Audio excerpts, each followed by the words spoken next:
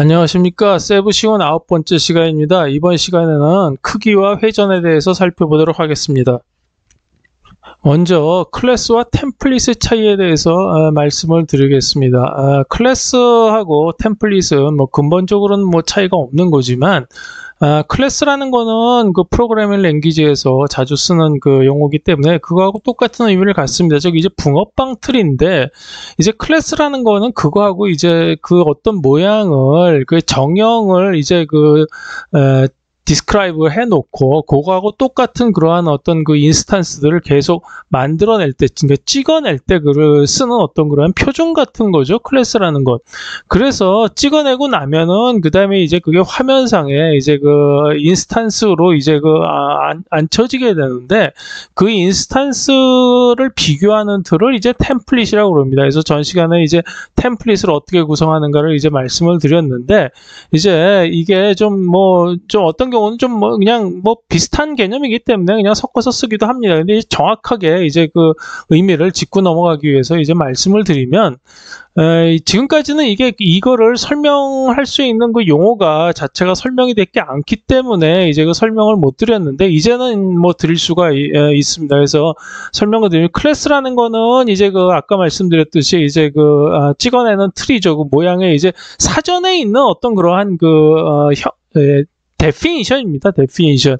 그래서 클래스라는 거는 근데 이제 그 자체적인 자체적인 것밖에 없죠. 어디 얘가 어디 소속되어 있는 것도 아니고 그냥 그 형태만을 나타내기 때문에 이제 이거는 이제 자체적인 그 X축밖에 없어요. 그러니까 셀프 X축밖에 없기 때문에 이 클래스라는 거는 이제 코어디니트와 클럭와이즈라는 거는 그 자체축을 기준으로 이제 값을 정하게 됩니다. 그래서 자체축이 있기 때문에 이게 회전을 하건 사실 이게 지구상에 있건 우주에 어디에 갖다 놓건 화성에 갖다 놔도 클래스는 그냥 그 자체로 클래스예요. 예. 그래서 이제 그러한 자체적인 X축에 의해서 이제 디파인이 된다, 이렇게 말씀드릴 수가 있고요. 그렇기 때문에 컨투어라는 거는 이제 자체적인 어떤 매트릭, 그러니까 이제 이 단위가 없습니다. 그래서 이제 360도 한 바퀴 삥 도는 길이를 전체를 다 합한 거를 100%다 이렇게 정규화를 해서 이제 표시를 하고요. 그 다음에 커베처도 마찬가지예요. 근데 항상 이제 시계 방향으로 돌도록 이제 방향을 표시를 했고, 볼록이면은 플러스, 오목은 이제 마이너스로 표기를 합니다. 그래서 총합은 항상 360도가 플러스 360도가 되도록 이제 되어 있고요. 그래서 이제 이거는 굉장히 많이 썼던 거죠. 그래서 이제 컨투어라는 거하고 이제 커베처를 이용을 해서 이제 클래스를 이렇게 표기를 하고, 코어디니트도 이제 X축 위주로 쓰고, 그 다음에 이제 클럭와이즈도 이제 X축을 기준으로 해서 쓰고 이렇게 되어 있죠. 그래서 그거를 이제 지금 방금 말씀드렸듯이 이제 컨투어를 100%로 해서 이제 노멀라이즈를 시켜보면은, 이게 컨투어가 이제 퍼센트로 바뀌면서 이제 9.3%, 12.9% 이런 식으로 바뀌어요. 그래서 이게 뭐냐면 85 나누기 이제 50을 해버리면은 이게 이제 9.3%가 이제 되는 거죠.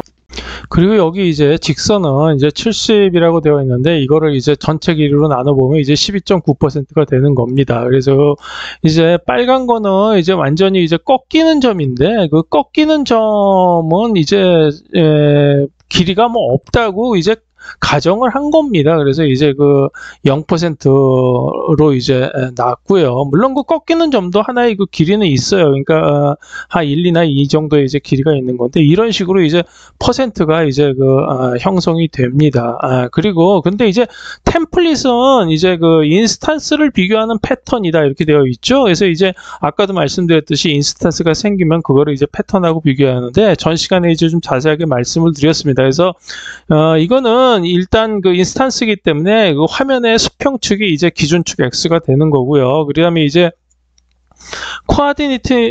코어디니트는 RF 기준으로 극좌표를 표기한다고 말씀드렸죠. 그리고 클럭와이즈는 화면의 수평축을 기준으로 교차하는 각으로 표기한다, 이렇게 말씀드렸어요. 전 시간 강의를 참조하시면 될 것 같고요. 그래서 이제 인스탄스들의 이제 공률 패턴은 통계적으로 얻은 클래스와는 매번 다르죠.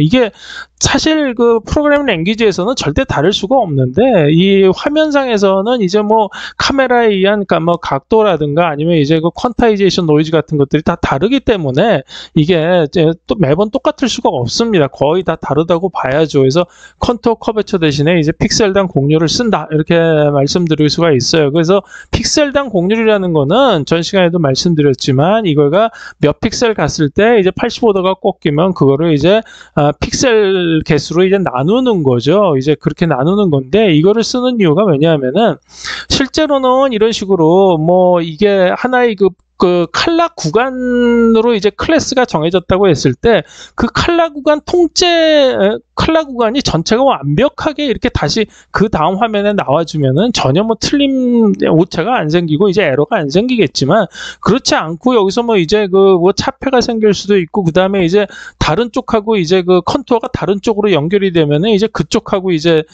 다른 쪽을 찾아야 되는 경우도 있기 때문에 이제 그걸 RF 상에서 이렇게 찾죠. 그래서 이렇게 전체가 연결되는 경우는 거의 없습니다. 그래서 이제 끊어진 채로 어떤 곡률만 이제 합쳐가지고 이게 맞는가를 이제 그러한 모양을 찾아내야지 되기 때문에 이러한 단위를 이제 픽셀당 곡률 단위로 이제 쓰게 되는 거지요.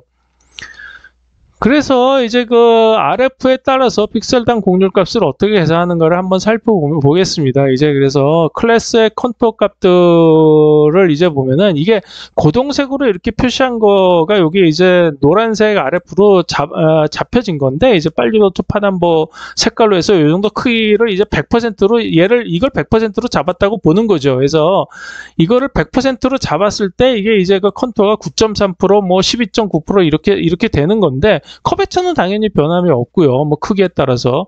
근데 이제 이게 100%일 때 그 RF의 원둘레 길이를 보면 이게 628이 됩니다. 왜냐하면은 원주의 길이는 2파이 R이죠.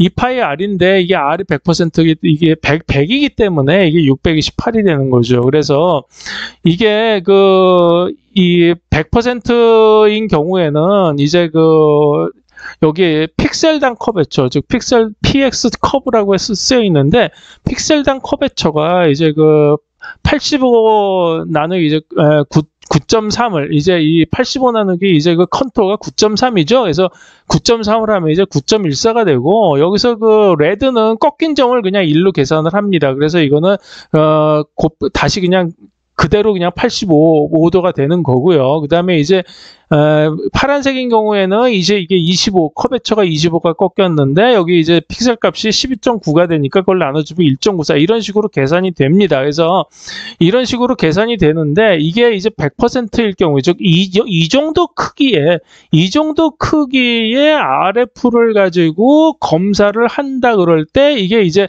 100%로 잡히는 거고 값이 이렇게 된다는 거지요. 그래서 이제 이 정도 크기라는 거는 뭐 어떻게 이제 노멀라이즈를 우리가 시킬 수도 있지만 주로 많이 보이는 사이즈를 이런 식으로 그냥 잡아도 됩니다. 그렇게 따지면은 이게 RF가 화면상에서 반지름이 얼마 정도냐에 따라서 이거의 그 퍼센트가 대충 나와요. 그러니까 이게 지금 반지름을 그냥 여기서부터 여기까지의 픽셀 거리를 100픽셀이 여기 있다. 거리가 100이다. 이렇게 보면은 그냥 이 정도 크기 자체를 그냥 클래스로 잡는다. 이렇게 생각을 하시면 되는 거예요. 그래서 이제 이게 이제 70%로 이제 빨간 거에서 70%로 줄었다. 그러면 이제 RF 원둘레가 이제 439.6이 나와요. 이 파일을 계산을 하면. 그럼 이제 이게 작아지니까 픽셀당 공률은 더 커지겠죠. 이게 왜냐하면 공률은 같지만 화소수가 달라요.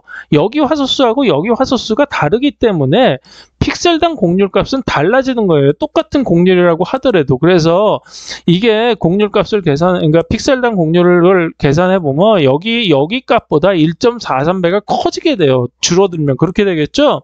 그래서 이게 이제 1.43배를 키우면 여기가 13.1, 85. 이게 85 레드는 똑같죠. 그리고 2.77, 13.1 이런 식으로 값이 늘어나는 거예요. 근데 180도, 이거 그린처럼 돼서 180도처럼 커졌다. 그러면은 이게 그 원주를 계산해 보면 816.4가 되기 때문에 0.77배 또 작아집니다. 픽셀당 곡률수가.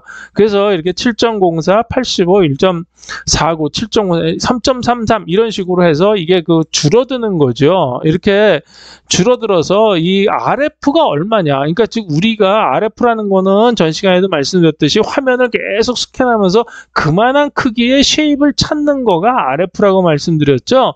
그래서 그러한 그 RF가 얼마냐에 따라서 우리가 곡률을 이런 식으로 변경을 해서 찾을 필요가 있어요. 물론 똑같은 모양만 이고 크기만 달라졌을 때 찾는 방법이 이렇다는 것이죠.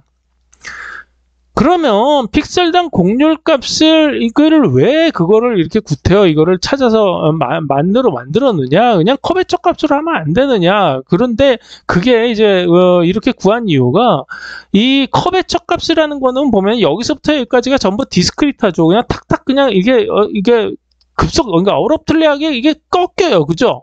그래서 여기서 이제 약간의 플러스 마이너스 알파에서 약간만 빗나가도 이게 굉장한 어떤 오차를 많이 가져옵니다. 그래서 이거의 오차를 줄이기 위해서 픽셀당 곡률을 구하고 여기 곡률을 곡선 구간에서 전부 다시 에버리지를 시켜줘요. 그래서 에버리지, 그러니까 RF를 키우면서 계속 에버리지를 시켜 나가기 때문에 어느 정도 스무드한 어떤 곡률을 얻을 수가 있는 거죠. 그래서 약간의 어떤 그 미스매치가 생기더라도 어느 정도 적당한 그러한 그 오차값을 얻을 수가 있는 거예요. 그런데도 이거 자체가 상당한 어떤 그 오차율을 갖습니다. 왜냐하면은 이게 아까도 보여드렸지만 차폐가 생긴다거나 아니면은 편차가 생기고 그러면은 그거 자체가 어디서부터 시작이 되는지도 모르겠고 이게 이만한 것도 여기서 차폐가 생기면은 요만큼밖에 계산이 안 되잖아요. 그죠?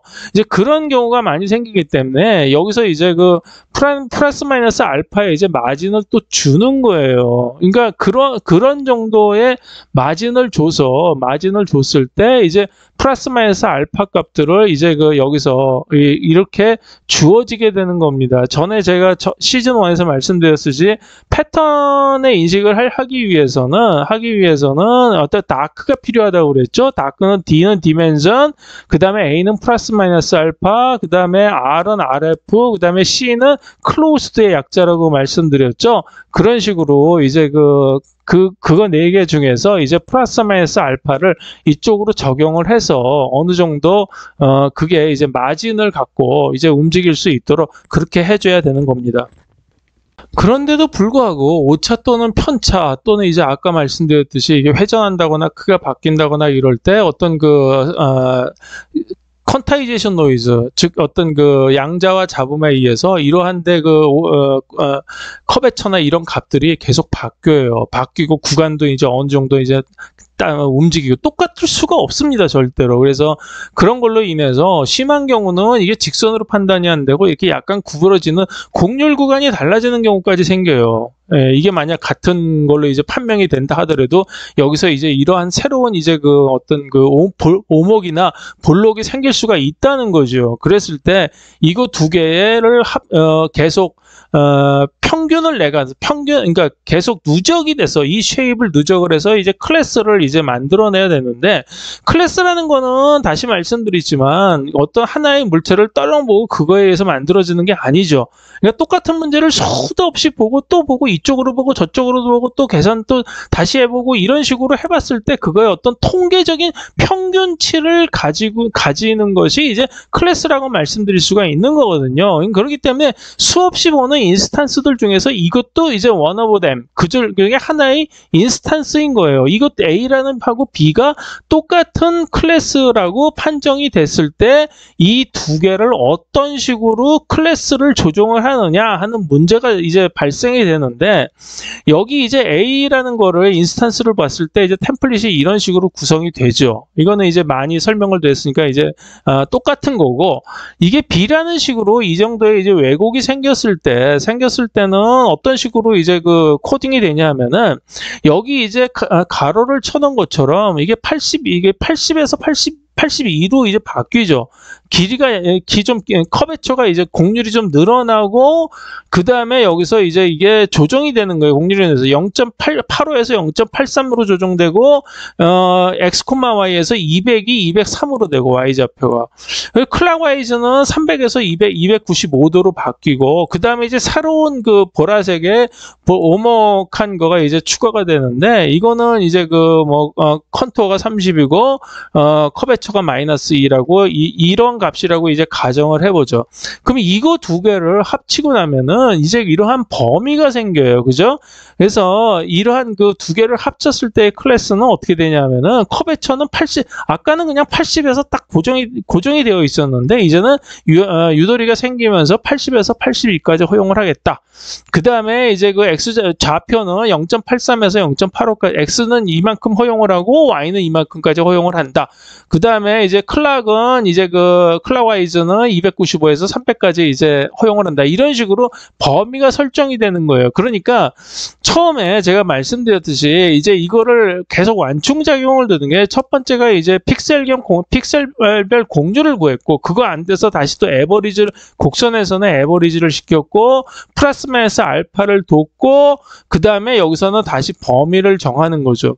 이런 식으로 이제 범위를 많이 또 정해줘야 되는 이유 중에 하나가 계속 제가 지금 말씀을 드렸지만 사용하는 이미지의 픽셀 수가 작아요. 그러니까 지금 우리 눈에서는 보면은 지금 눈 안에서 그러니까 망막상에 존재하는 그 수용체의 개수가 한 1억 개 정도 됩니다. 그래서 점을 하나를 양자화를 하더라도 거기 그 수백 개의 어떤 그 센서가 들어가요. 센서가 들어간다는 건 결국 뭐냐면은 그만큼의 어떠한 그 픽셀 수를 가지고 계산을 한다는 거죠. 그래서 이러한 선 하나를 구성을 해도 이거의 해상도가 보통이 아닙니다. 이게 그 가운데 있는 초점 부분에서는.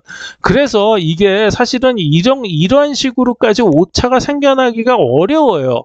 그런데 지금 우리가 이제 시뮬레이션을 하는 데에서는 픽셀 수를 왕창 줄였기 때문에, 왜냐하면 그렇게 높은 해상도를 가지고 하다 보면 컴퓨팅 파워가 엄청나게 이제 소모가 됩니다. 도저히 계산이 불가능해요. 그리고 또 하나는 그 카메라 자체도 거의 8K 정도를 써야 됩니다. 그래서 그러한 거를 할 수가 없기 때문에 굉장히 그 낮은 해상도에서 지금 시뮬레이션을 하고 있어요. 그래서 낮은 해상도에서 하면은 하나만 조금만 삐끗해 약간만 돌아가도 그거 자체가 양자화 되는 거가 이제 각도도 틀려지고 길이도 틀려지고 뭐 이게 다 이 삐딱삐딱하죠. 이제 저것처럼 그 바둑판처럼. 그래서 너무 그냥 옆으로 휙 넘어가거나 휙 넘어가거나 이런 식으로 이제 돼요. 그래서 이러한 식의 안전판을 많이 만들어 두는 겁니다. 물론 이제 해상도를 올리고 나면 이런 안전판들이 하나둘씩 이제 필요 없을 수도 있게 되겠죠. 그리고 나서 이제 하나가 더 추가되는 거예요. 이런 것도 보라색도 추가가 되는 거예요. 그러면 이러한 새로운 클래스가 만들어졌을 때 이거 한 6개를 다 만족을 해야 되느냐? 아니라고 그랬죠. 이 중에서 가장 다른 클래스하고 다른 모양의 클래스하고 비교해서 이게 제일 가깝더라, 제일 오차가 적더라, 그러면 이 모양이 되는 거예요.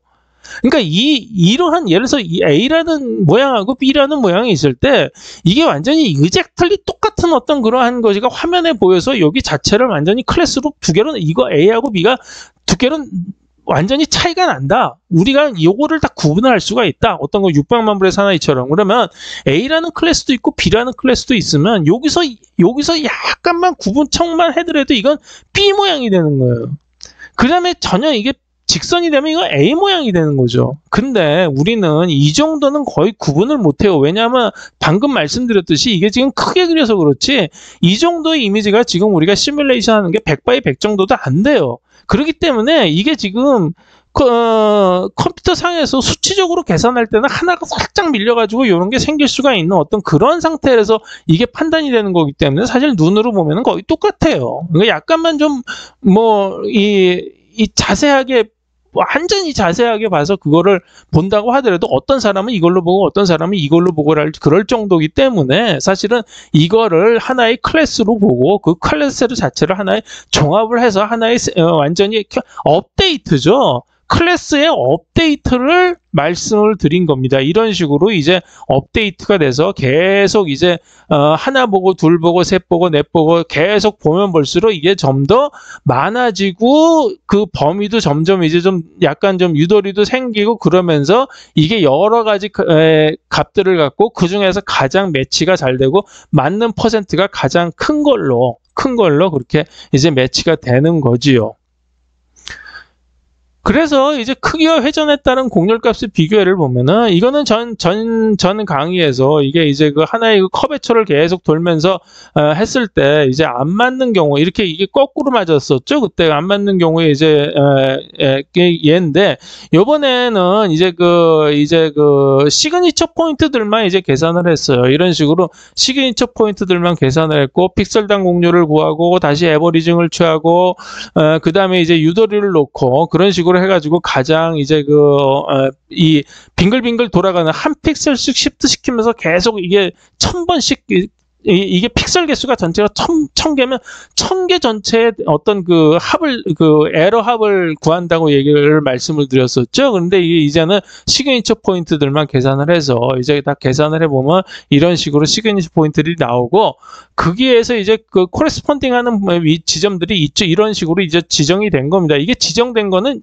어떻게 지정된 거냐 하면은 여기서부터 시작점에서부터 한 픽셀씩 계속 시프트 시켜나가면서 계속 1000개를 계속 비교를 해서 가장 적은 거, 디퍼런스 합이 가장 적은 53번째를 봤더니 이런 여기하고 여기가 매칭이 되고 여기하고 여기가 매칭이 되고 이런 식으로 각각 매칭이 됐고 그거의 합은 53회 정도의 이제 에러를 가져서 이게 가장 미니멈 값으로 이제 선정이 된 거죠. 그래서 미니멈 값을 봤더니 여기서는 이제 71.188 정도 시작되는 거였고 이제는 여기 정도에서 시작이 되는 거예요. 거의 이제 맞아 들어가죠. 이게 282,